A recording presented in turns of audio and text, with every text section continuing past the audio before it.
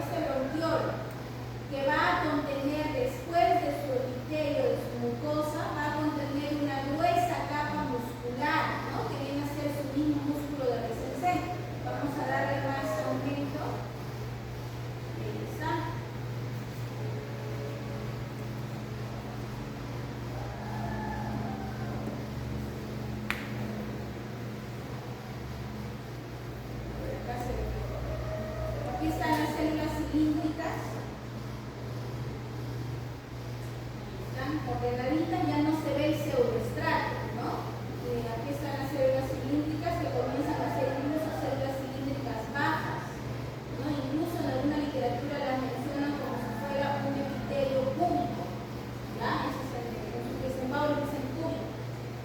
Pero dejémoslo con lo que dice en la guía. En la guía le dicen cilíndrico o cilíndrico bajo. Entonces un epitelio cilíndrico simple, que es este de acá, y el que tenemos acá abajito, miren, que esto que viene a ser su músculo, ¿no? Que les decía hace un momento, que es el músculo del receptor. Si ustedes ven que esta porción, si ponemos esa porción en el examen, ¿podrían decir que eso es bronquio? No. ¿Por qué no? Uno, por el epitelio, acá tiene un epitelio simple. Y lo otro es que ahí no hay cartílago, ¿no? A comparación de lo que veíamos en el bronquio, donde sí había cartílago presente. ¿Ya? Entonces, este viene a ser el bronquiolo terminal. ¿Ya? ¿Y por qué es terminal y no es respiratorio? ¿Qué característica tiene el terminal y qué característica tiene el respiratorio? Ustedes no han leído nada, porque tenían un brazo su guía, ni la palabra. A ver, ¿qué característica tiene el bronquiolo terminal? ¿Qué característica el bronquiolo respiratorio?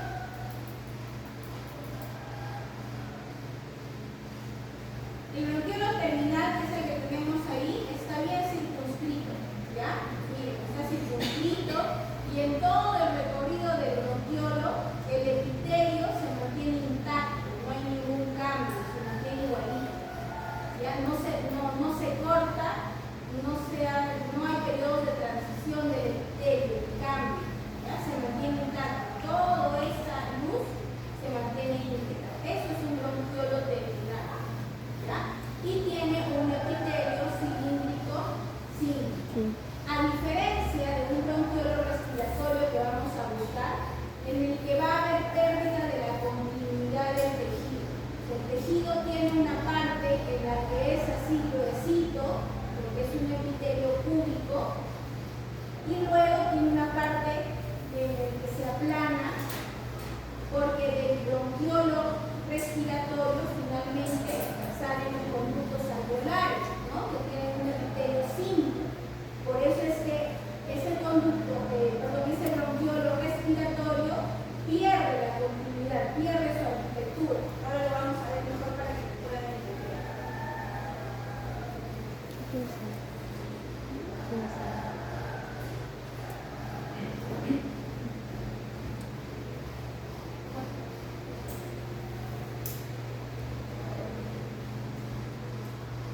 ¿Aparece de acá cuál es, chicos?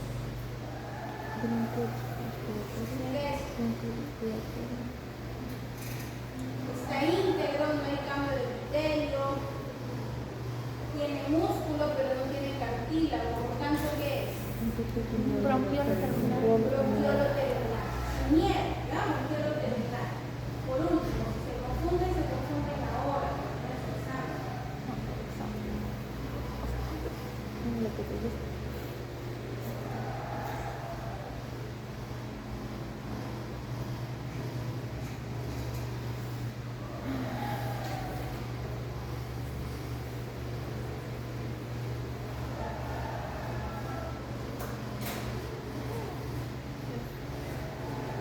Ya está.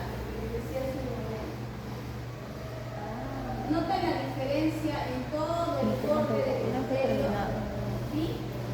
Miren, de acá hacia la izquierda, todo esto se ve un epitelio simple, cúbico, ¿no? Clarito, todo esto. Hasta acá. Acá en este ángulo se pierde, miren lo que continúa. Esto de acá solamente es un epitelio simple, ¿no? Por acá se parte, se abre como un pequeño conductito y por acá continúan ya los saquitos alveolares con los alveolos. ¿Sí? Pero hasta acá todo esto va a ser un conducto y este de acá sí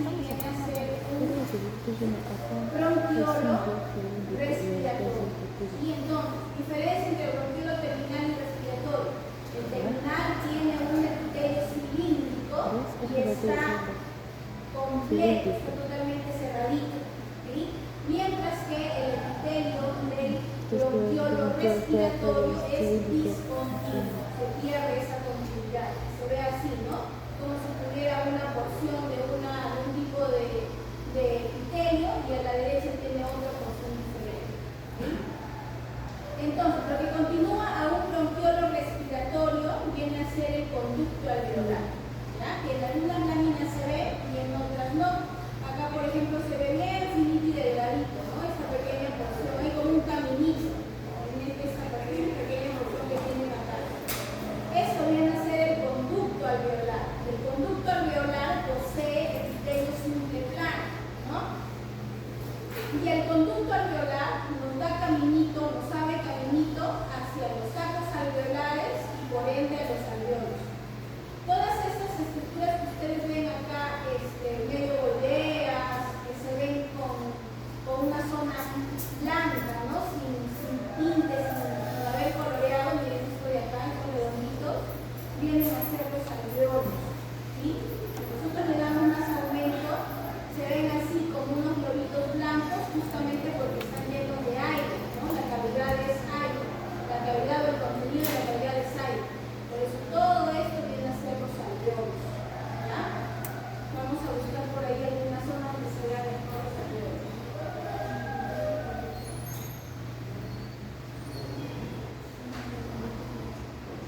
Y acá se ve la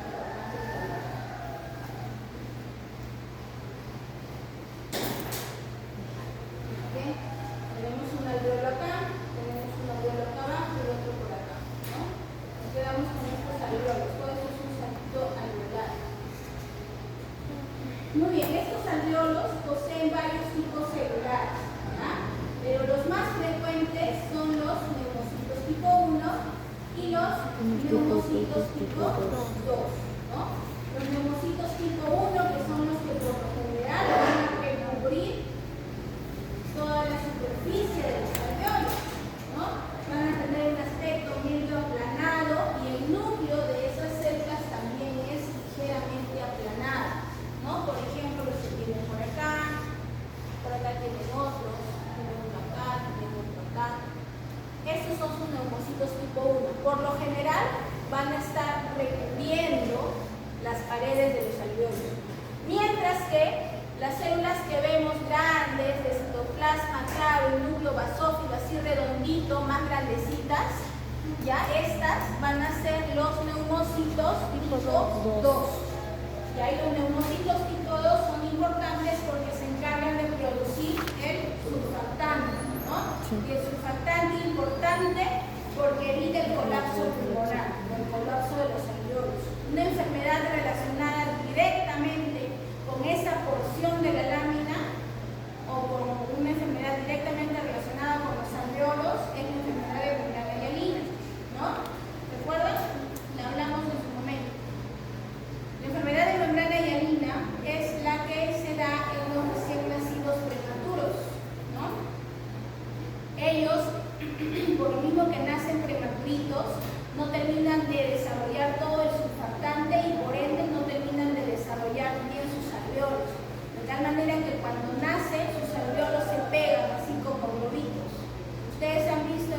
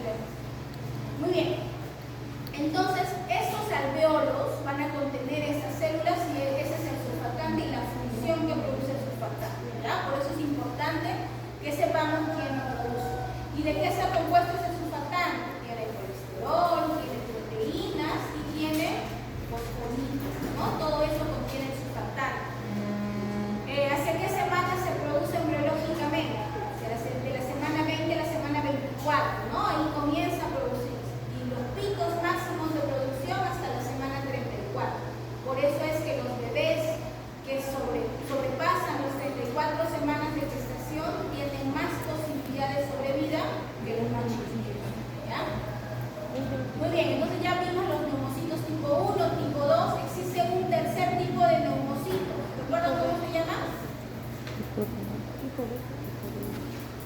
los macrófagos alveolares, ¿no? Esos son los neumocitos tipo 3 o macrófagos alveolares. Y también podríamos encontrar otras células como fibroblastos, por ejemplo. ¿Ya? Entonces, esos son sus alveolos. Si ponemos esa lámina, específicamente esa, una patología con eso pueden mencionar atelectasia o pueden mencionar enfermedad de ventana y anina. ¿Ya? Si es que colocamos, por ejemplo, la parte del bronquiolo, ya justo nos ponemos en un bronquiolo, enfocamos por ahí un bronquiolo bonito. Esto es un vaso sanguíneo, ya no vayan a pensar que es alguna actividad respiratoria.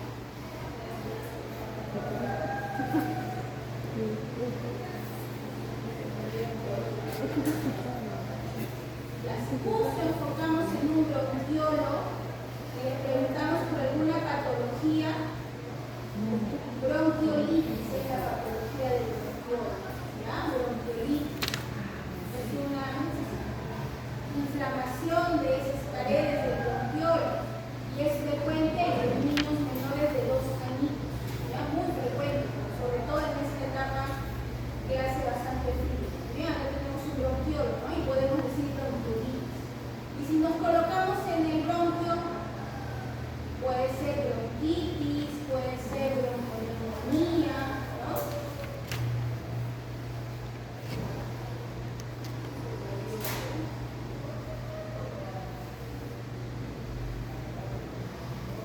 Explicamos en el bronquio, bronquitis, bronconeumonía, ¿no?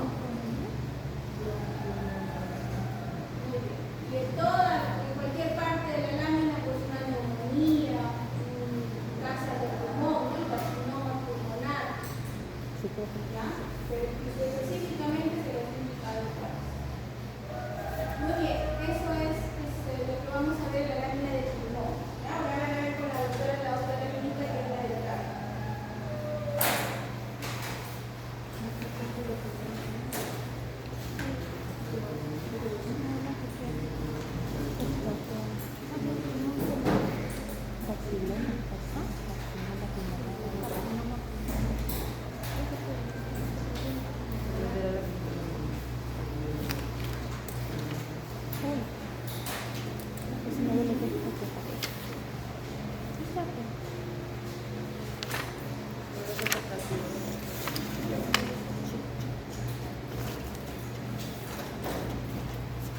Bien, a ver. Vamos a comenzar con la explicación que corresponde a tracto. Bien. Recuerden que en histología la mayoría de las coloraciones que ustedes van a ver es en hematocilina eosina. Por eso siempre nos vamos a referir con la coloración basófila o eosinófila, ¿ya? Esto es importante que ustedes sepan ¿cómo se llama? Reconocer cuándo es una coloración basófila o eosinófila, porque siempre se ve que cuando se les pide la detección histológica tienden a describirla como rosado o morado o azul, ¿no? Entonces ese no es lo correcto. Cuando nosotros hablamos de una coloración basófila, hablamos de una coloración morada, ¿cierto? Pero el término correcto es basófilo, ¿ya? Eosinófilo o acidófilo ya es esa coloración rosada. Bien, entonces nosotros acá tenemos a un órgano que se llama tráquea, que en alguna literatura ustedes van a ver que está compuesto por 4 capas, otras lo consideran como 3 capas, ¿ya? ¿Qué capa es que consideran como demás al cartílago? A veces consideran al cartílago como si fuera una capa, pero en realidad la mayoría de la literatura refiere que hay una mucosa, que es lo que estoy señalando acá, ¿verdad? Una submucosa, y en el cartílago, que es toda esta parte de aquí, y por último una adventicia. ¿Bien? Vuelvo a repetir, algunos consideran al cartílago como si fuera también una capa, ¿ya? Lo que vamos a ver y reconocer es esta capa que está aquí, que la vemos como una coloración basófila, que viene a ser la mucosa. Esta mucosa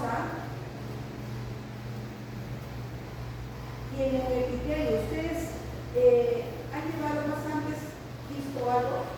Sí. Entonces ya saben cuál es una célula cúbica, cuál es una célula cilíndrica. ¿Lo reconocen? Más o menos. Más o menos. Voy a ponerle yo a mayor aumento para hablar y reconocer la célula cilíndrica, ¿ya? Recuerden que una célula cilíndrica es una célula que se va a caracterizar, por ejemplo, miren acá, esta es una célula cilíndrica que se va a caracterizar porque su alto es mayor que su ancho. ¿Por qué digo alto es mayor que ancho? Porque la célula cúbica tiene la característica de que el alto y el ancho sean iguales, ¿no? Cúbico, un cuadrado. La diferencia también tenemos que observar es la posición del núcleo. En este caso, el núcleo de esta célula cilíndrica es basal. Lo normal es que esa célula tenga el núcleo de posición basal. Cuando yo hablo de una célula cúbica, la posición del núcleo es central, ¿verdad? Esas son las características y como yo puedo reconocer. Ahora, este epitelio que viene a ser todo esto de aquí, todo es un epitelio respiratorio. Es un epitelio respiratorio. Yo puedo decir, el de acá es un epitelio respiratorio, pero también puedo decir que es un epitelio pseudoestratificado cilíndrico ciliado. Cuando yo me refiero a la palabra pseudo, significa que parece, se asemeja, me impresiona, pero en realidad no es que tuviera varios estratos, porque pseudoestratificado, cuando hablamos nosotros de estratificado, hablamos de diferentes estratos, ¿verdad? Entonces, pseudoestratificado significa que pareciera que tuviera varios estratos. ¿Por qué me da la apariencia de pseudoestratificado? Por la posición del núcleo. Si ustedes ven, acá el núcleo es basal, ¿verdad? El núcleo de acá es un tanto más apical. El núcleo de acá es central. Entonces, la posición en este tipo de epitelio del núcleo no es basal en todas. Algunas están basales, otras por acá, centrales, y miren este núcleo de acá. Es apical, porque está más hacia arriba.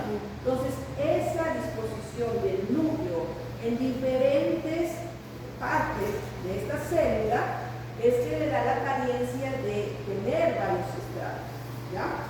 Luego lo que nos llama la atención es esto, lo que estoy señalando, que viene a ser los cilios, ¿ya?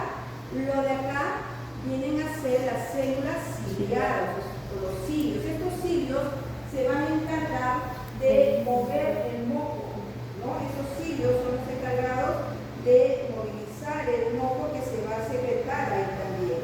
Entonces, una de las características, por ejemplo, si a ustedes les preguntasen cuál es la característica de la célula, del epitelio puede ser, ¿no? Ustedes tienen que decir que tiene cilios, la posición del núcleo, ¿bien? Hemos reconocido los cilios. Los cilios, generalmente, por cada célula, vamos a encontrar alrededor de 250 cilios por cada una de estas células, ¿bien? Entonces, estamos viendo que en este epitelio, vamos a reconocer que en este epitelio vamos a reconocer 5 tipos de células. Ya he visto las células basales y luego me llama la atención esta célula. ¿Por qué nos llama la atención esta célula? Porque tiene su citoplasma claro, ¿verdad? ¿Lo están viendo? ¿Lo conocen? Son las células caliciformes. Algún libro lo puede llamar una célula uniglandular, porque lo consideran algunos como glándula por su secreción de mucina o moco. Bien, esta célula se llama caliciforme también porque tiene forma de cáliz, ¿verdad? Cáliz. Entonces son células calciformes, le llaman también células mucosas o uniglanulares, ¿ya? Luego nosotros vamos a saber por teoría que existen otro tipo de células mucho más pequeñas que no las voy a poder ver con esta coloración que es la hematoxina. Hay una coloración especial energética que me va a permitir ver estas células de Kulbinsky, ¿ya? Las células de Kulbinsky. Estas células de Kulbinsky van a secretar varias hormonas. Van a secretar, por ejemplo, calcitonina, serotonina, ¿no? Van a secretar varias de estas hormonas. Luego nosotros vamos a ver las células, como le dije, las basales, que van a estar siempre en la parte de abajo de este epitelio. Son pequeñas.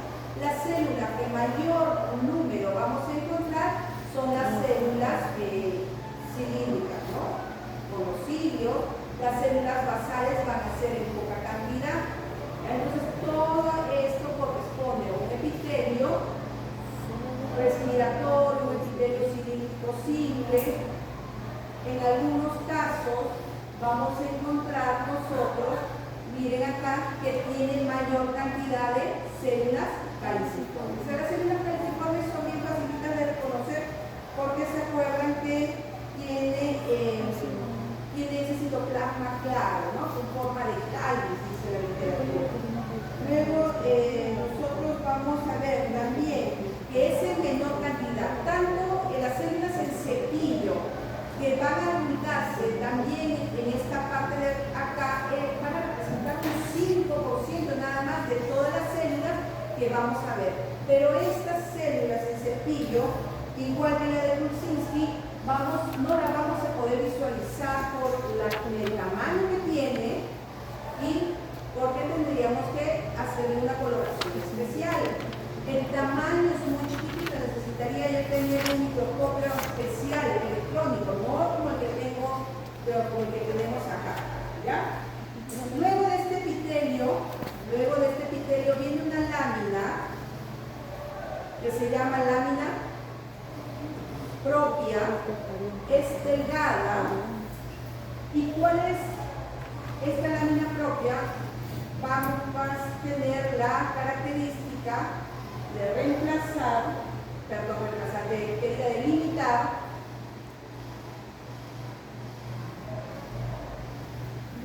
va a limitar. La lámina propia viene aquí, es delgada, por debajo de las células basales.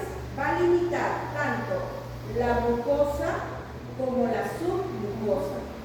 La submucosa viene a corresponder a un tejido conectivo laxo, ¿ya?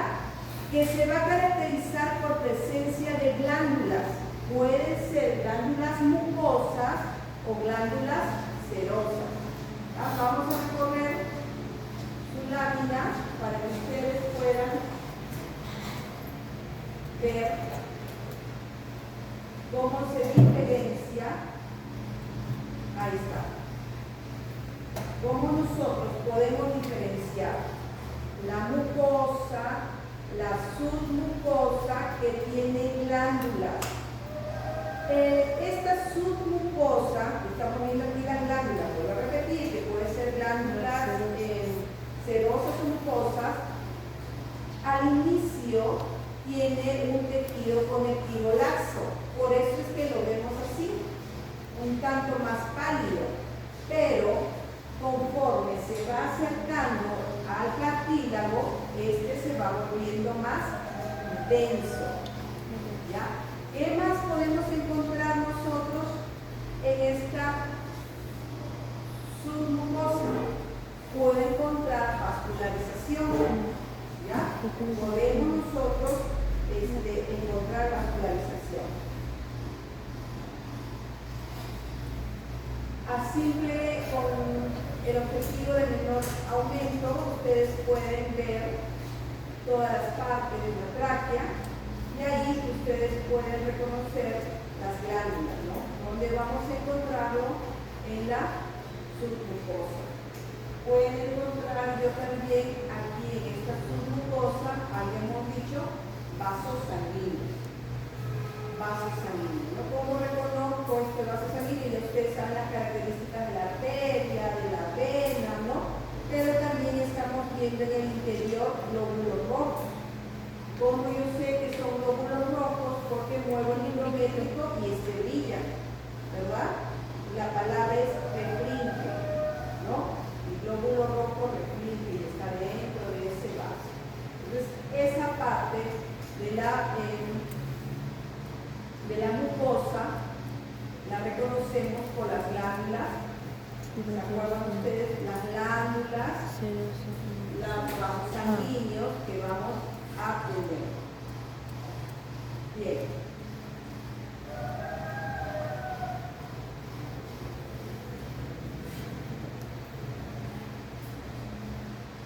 La tráquea, si ustedes se acuerdan, anatómicamente, su ubicación va a estar por delante de quién? Del esófago. Por detrás de Llamando del esternón. ¿verdad? Esta tiene un tamaño aproximado de largo 12 centímetros. y de diámetro 2,5. son 2,5, ¿no? Ya. Entonces, esa es la ubicación anatómica de la tráquea. Luego vamos a ver esta otra estructura que estamos viendo acá.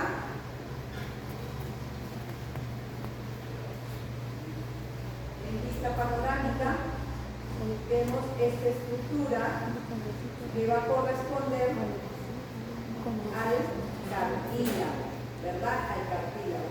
Recuerden ustedes que el cartílago, esta zonita que estoy yo señalando, o la de acá, viene a corresponder al pericondio. Vamos a aumentar para poder ver.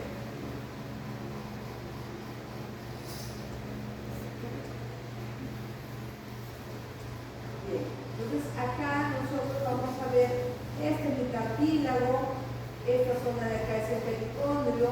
Vamos a ver aquí algunas células también. Igualmente, aquí vamos a encontrar lo que corresponde al pericondrio, ¿no?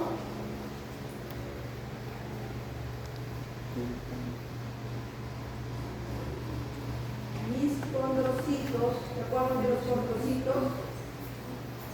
Los condrocitos.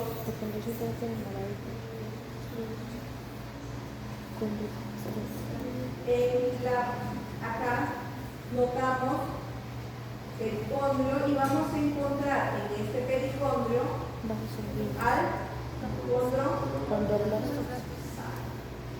¿Dónde lo vamos a encontrar? Por afuera de este cartílago puede haber fibras elásticas. Fibroblastos.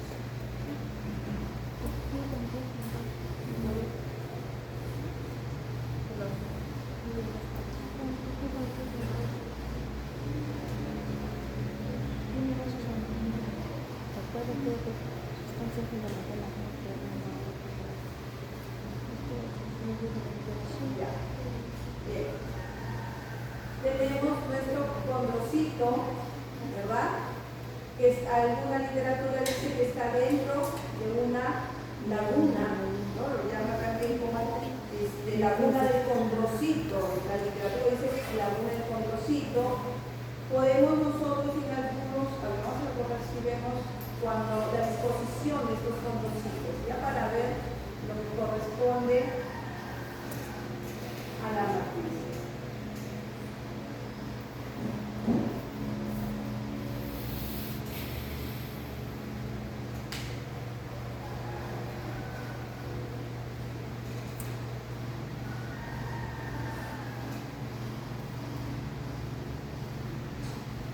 Estas estructuras que están, este área que rodea el condrocito.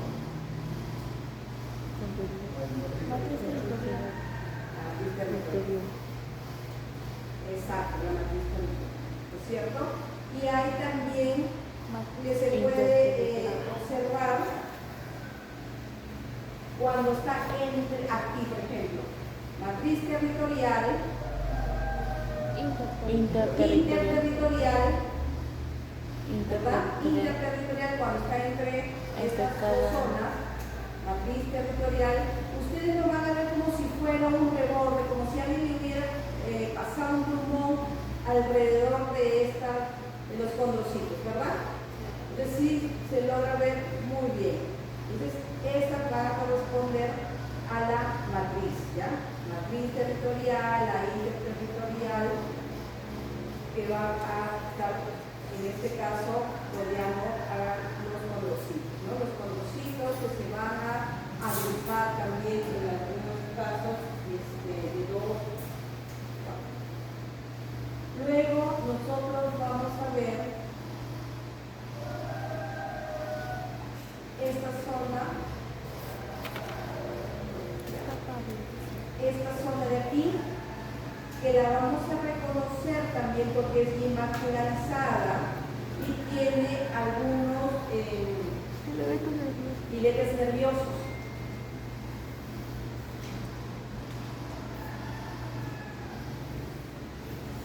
Que va a corresponder a la última capa, que viene a ser la adventicia.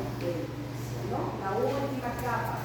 Como les decía, ustedes, dependiendo de alguna literatura, van a poder reconocer o les va a describir que la tráquea tiene 4 capas, ¿no? 4 capas. Algunos cogen, si yo hablo de afuera, de adentro hacia afuera, hablo de la adventicia, que está en relación o que tiene la submucosa, porque ¿cómo lo reconozco? Por la presencia de las glándulas cerosas, mucosas, y el epitelio, ¿ya? Y el epitelio. Ahora, este epitelio, vuelvo a repetir, ustedes pueden decir que es un epitelio pseudoestratificado, cilíndrico, ciliado. Algunos solamente le llaman epitelio respiratorio y otros le pueden poner epitelio pseudo, no me pone como pseudocilíndrico, algo así, ¿no? Pero es un epitelio que se va a caracterizar básicamente por la posición de estos núcleos, ¿ya? Los núcleos se van a adoptar posiciones distintas, los núcleos van a adoptar posiciones distintas que le van a dar esa apariencia que tuviera varios estratos, ¿ya? Pero en realidad es una sola hilera de células cilíndricas. Las células caliciformes que se caracterizan porque su citoplasma es claro, produce mucina, ¿no? O moco, y que tienen forma de cáliz, por eso se le llaman las células caliciformes, ¿no? Entonces, debajo de este epitelio hay una lámina propia muy delgadita que va a separar la capa mucosa de la submucosa, ¿no? Y esas son las estructuras que vamos a reconocer de la tráquea.